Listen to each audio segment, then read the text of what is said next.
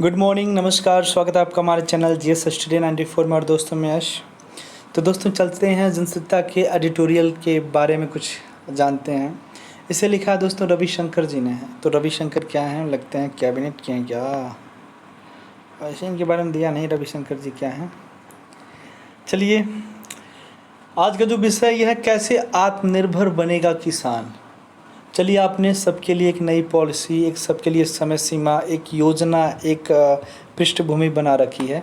पर आज सबसे बड़ा सवाल ये है कि दोस्तों यदि किसान उत्पादन कम करेगा तो इसका असर पूरे देश पर ही नहीं पूरे विश्व पर पड़ेगा। क्योंकि कुछ चीज़ें, कुछ फसलें ऐसी हैं जो पूरे विश्व में भारत से भेजी जाती हैं। यदि भारत का किसान ही उस दुविधा में फंसता चला जाएगा, उस मकड़ जाल में फंसता चला जाएगा, तो वो अन्य देश में फिर वो प्रगति कैसे आएगी। क्योंकि आप कितना भी पैसा कमा लें, सोना चांदी नहीं खाएंगे। जितने भी नए नए नूडल्स फैलाना जो भी आप लोग खाते हैं, अर्गर बर्गर, ये सब भी कहीं न कहीं उसी अन्न के स्रोत से ही बनता है। वो अलग तरीके से बनाते हैं, वो अलग चीज़ है, पर उसी के स्रोत से बनते हैं। जिस तरह से किसान आए दिन आत्महत्या करता आ रहा है, कई जगह तो वो ऋण से इतना दब जा रहा है कि वो फ्रस्ट्रेशन में चला जा रहा है, वो गाँव को छोड़कर शहरों की तरफ भाग रहा है। यदि ये नहीं कर रहा है तो दोस्तों वो खेती बाड़ी छोड़कर किसी अन्य कामों में लग जा रहा है। कहीं ईंट मिट्टी का काम कर रहा है तो कहीं किसी के यहाँ माल गुजारी कर रहा है। तो इस चीज़ को हमें प्राथमिकता देनी होगी कि किसान आत्मनिर्भर कैसे बने। किसान रीढ़ है इस देश का। यदि उसे हमने निराश किया तो पूरी दुनिया निराश में चली जाएगी। तो इस पर हमें सोचने और विचार विमर्श करने की आवश्यकता है। इसी के ऊपर आज हम बात करेंगे। भारत की एक बड़ी प्राथमिकता देश की कृषि और किसानों को आत्मनिर्भर बनाना है। कृषि में भारत काफ़ी हद तक आत्मनिर्भर बन भी चुका है। क्या बात है, आत्मनिर्भर बन चुका है। कुछ भी डेटा दे देते हैं लोग। इसमें कोई दो राय नहीं कि किसानों ने अपनी मेहनत के बलबूते से भारत को कृषि क्षेत्र में आत्मनिर्भर बनाने में कोई कसर नहीं छोड़ी है। तो मैं आप लोगों को एक चीज़ रिकॉल कर दूं, याद दिला दूं। जब कोविड-19 की वजह से पूरे देश में तालाबंदी की गई थी, लॉकडाउन लगाया गया था, तो शायद आपको पता होगा कि किसानों की जो फसलें थीं, तरबूज, ककड़ी, फलाना ढिकाना, जिनसे वह लाखों कमा सकते थे, अपने आगे की जो जमा पूंजी थी वो बढ़ा सकते थे, और जो पिछला जो ऋण था उसे चुका सकते थे।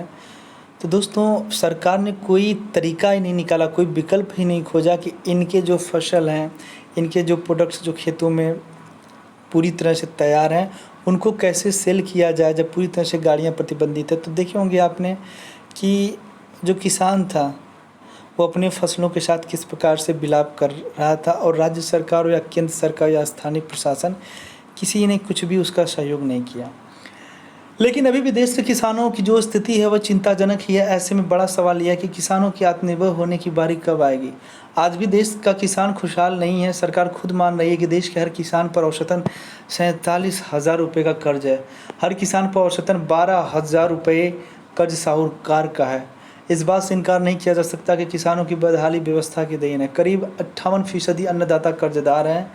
NSSO के मुताबिक साहूकारों में सबसे ज़्यादा 61,032 रुपये प्रति किसान औसत कर्ज आंध्र प्रदेश में है। दूसरे नंबर पर 56,362 रुपये औसत के साथ तेलंगाना है, और तीसरे नंबर पर 30,921 रुपये के साथ राजस्थान है। हमारे नीति नियंता ऐसी स्थिति कब पैदा करेंगे कि किसानों को अपनी उपज का अच्छा और पूरा दाम मिले और कर्ज लेने की नौबत ही ना आए। आपको बता दें, MSP आप जानते हैं, जिसको कहते हैं minimum support price. Minimum support price दोस्तों क्या होता है कि जब किसान अपनी फसल बाज़ारों में लेकर जाएगा, जो सरकारी बना हुआ है केंद्र विपणन प्रणाली, जब वहाँ पे अपने अनाज को बेचेगा तो उस पर लिखा रहता है प्रति क्विंटल 1800-2200। तो मिनिमम सपोर्ट का प्राइस होता है कि यदि आप इससे ज़्यादा पे तो बेच सकते हैं, पर यदि किसी ने इससे कम लिया, किसी बिचौलिया, चाहे उस संस्था का मालिक हो, किसी ने कम लिया तो उसके ऊपर कार्रवाई हो जाएगी। इसका मतलब ये उसने राज्य सरकार और केंद्र सरकार की बातों को प्राथमिकता नहीं दी, उसके कानून का उल्लंघन किया, उसको सज़ा हो जाएगी। पर दोस्तों कौन मानता है? सब लोग लूटने में लगे हुए हैं। हर कार्य में एक दो बिचौलिए होते हैं, यहाँ दर्जनों बिचौलिए बैठे हुए हैं फन काढ़ के। किसानों के अनाजों के लिए आप देख सकते हैं। किसान 2 वक्त की रोटी खरीद नहीं पा रहा, वही किसान जो बेचारा अनाज उगा रहा है, साग सब्जी नहीं खरीद पा रहा है, और उसी अनाज से लोग करोड़ों अरबों की संपत्ति बना ली है। इन आंकड़ों को देखने से साफ है कि किसानों को स्वावलंबी बनाने के लिए ज़्यादा काम नहीं हुआ। नतीजा यह है कि कर्ज किसानों के लिए मर्ज बन रहा है और वे आत्महत्या करने पर मजबूर हो रहे हैं। भारतीय अर्थव्यवस्था का एक कड़वा सच यह है कि हमारी आबादी का बड़ा हिस्सा आजीविका के लिए किसानी और उससे जुड़ी गतिविधियों पर निर्भर है, लेकिन कुल सकल घरेलू उत्पाद में कृषि और इससे संबंधित गतिविधियों का योगदान लगातार घटता जा रहा है। उदारीकरण के दौर में खेतिहर आबादी की आमदनी अन्य पेशेवर तबकों की तुलना में बहुत ही कम बढ़ी है। यह हकीकत है कि खेती घाटे का सौदा बन गई है। ज़्यादातर किसान परिवार जीविका का कोई अन्य विकल्प मौजूद न होने की मजबूरी में ही खेती में लगे हैं। जिन्हें ज़रा भी कोई काम शहरों में मिल जा रहा है, वे खेती का काम छोड़कर दूसरे कामों में लग जाते हैं। खेतिहर मजदूरों के लिए तो 2 जून की रोटी भी मुश्किल से मिल पाती है। देश के अधिकतर किसान सीमांत किसान हैं, यानी उनकी जोत बहुत अधिक नहीं है। इसमें कोई 2 राय नहीं कि आज़ादी के बाद से खेती किसानी को लेकर जो घोषणाएं की जाती रही हैं, वे कोरी घोषणाएं ही साबित हुई हैं। इसलिए आत्मनिर्भर भारत अभियान के तहत कृषि क्षेत्र पर विशेष ध्यान देने की ज़रूरत है, क्योंकि इस क्षेत्र में रोजगार और विकास की सर्वाधिक गुंजाइश तो है ही, साथ ही भारत का कृषि क्षेत्र जिन समस्याओं से जूझ रहा है उसका समाधान भी यह अभियान कर सकता है। आप लाख कानून बना लें, जब तक उसे सख्ती से आप उसका इम्प्लीमेंट नहीं करेंगे तब तक कोई मतलब नहीं है। ऐसे तमाम कानून बने हुए किसानों के लिए, पर दोस्तों आज आप देख सकते हैं, चाहे साहूकार हो, चाहे स्थानीय ऋणदाता हो, वो सारे लोग इसे मकड़ जाल में, ऋण के मकड़ जाल में लपेट कर बैठे हैं और अपने अपने अनुसार उसका दोहन कर रहे हैं, उसका शोषण कर रहे हैं। इस शोषण के विरुद्ध क्या सरकारें आवाज़ नहीं उठा सकती, कोई बड़ा कानून नहीं बना सकती हैं कि कैसे जो किसान पूरी दुनिया को खिला रहा है वह खाने के लिए क्यों पल पल के लिए तरस रहा है, क्यों आत्महत्याएं कर रहा है? क्या ये जो बढ़ती और विकराल जो समस्या इस समाज में फैल रही है उसके निवारण के लिए स्थानीय प्रशासन जिम्मेदार नहीं है? चंद पैसे चंद घूस के बल पर किस प्रकार से उसके फसलों को सही जो बीमा किया रहता है उसका मूल्य नहीं मिलता है, जो उत्पादित उसके अनाज हैं उसका मूल्य नहीं मिल पाता है, उसे एमएसपी का ज्ञान नहीं है, तो क्या वहाँ के स्थानीय जो प्रशासन है उसकी जिम्मेदारी नहीं बनती है? सब लोग लूट रहे हैं।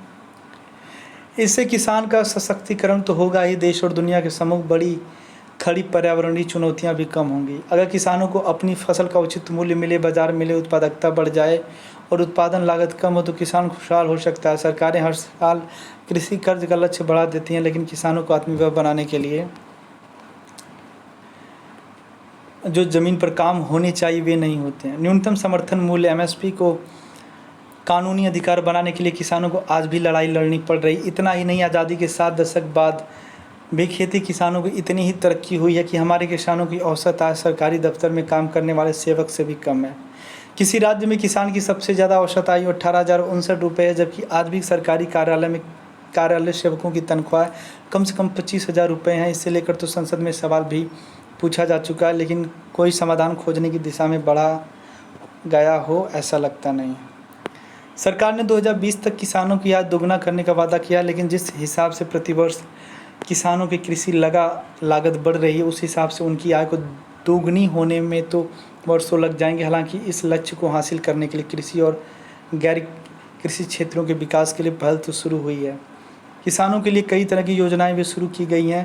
पहले किसानों को अपनी फसल सिर्फ कृषि उत्पाद बाजार समिति की मंडियों में ही बेचनी होती थी, लेकिन अब यह बाध्यता खत्म कर दी गई है और किसान अपनी फसल कहीं बेच सकते हैं। सरकार का दावा है कि इससे किसानों की आय बढ़ेगी, लेकिन फिर भी अहम सवाल यह है कि किसान गरीब क्यों है? क्यों हज़ारों किसान आत्महत्या करने को मजबूर हो रहे हैं? किसानों की दुर्दशा खत्म करने के लिए वर्षों से कमेटियाँ और आयोग बनते रहे हैं। सही है, इसी तमाम तरह के कमेटियाँ बने हैं, ग्रुप बने हैं, संगठन बने हैं, इसका शोषण ना हो, इसका बचाव हो, इसके जो किसानों का जो कह सकते हैं फसलें हैं उसका सही मूल्य मिले, पर क्या हो रहा है सर? बड़ी बड़ी रिपोर्टें बनाएगी, कुछ सिफारिशों को लागू भी किया गया, लेकिन आज किसानों की समस्याएं दूर नहीं हो पाई। किसानों को सबसे ज़्यादा आर्थिक मार झेलनी पड़ रही है। सरकार की नीतियाँ किसानों को मजबूरी के लिए शहरों में पलायन करने के लिए मजबूर कर रही है। अगर ये सिलसिला नहीं थमा तो अमेरिका की तरह हमारे देश में भी किसानों की संख्या में भारी गिरावट देखने को मिल सकती है।